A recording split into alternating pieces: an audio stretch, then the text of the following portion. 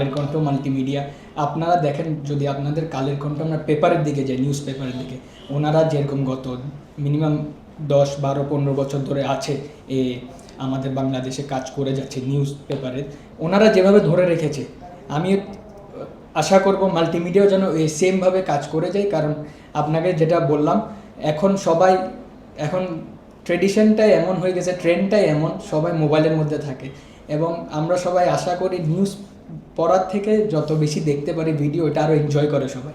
তো মাল্টিমিডিয়াকে আমি বলবো ওনারা এটা নিয়ে লেগে থাকুক এবং বেশি বেশি কাজ করুক এবং প্রপার ইনফরমেশনগুলো আমাদের মধ্যে আনুক ভিডিও দিয়ে, সো আমরাও জানতে পারি সারা বাংলাদেশে কী হচ্ছে, সারা বিশ্বে কী হচ্ছে। মাল্টিমিডিয়া জগতে যেসব কাজ এখন চলছে, আমি যে এখন অনেক অনলাইন নিউজ পেপার চ্যানেল আসে, যেমন যারা মানে অনলাইনে অনেকগুলা দেখি, অনেক রকম। তো আমি মনে করি এখন এইসব যারা যে টাইপের ইনফরমেশন প্রচার করে, আসলে তো আজকাল কেউ টিভি দেখে না। এখন আপনি বলেন ফেসবুক বলেন, অনলাইন ইউটিউব বলেন, সব আপনাদের অনেক সাবস্ক্রাইবার আছে আমি মনে করি। তারপরে অনেক বড় বড় চ্যানেলগুলো আছে যারা এরকম মাল্টিমিডিয়াতে চলে আসছে, যেখানে মানুষের সময় নেই টিভি দেখা, সবাই আজকাল ফেসবুকে থাকে। আপনি একটা কোথাও বৈঠকে বসছি, 8-10 জন কথা বলছি, সব 3-4 জন দেখতে পারি যে মোবাইলের মধ্যে এই নিউজ বা কিছুর মধ্যে আছে।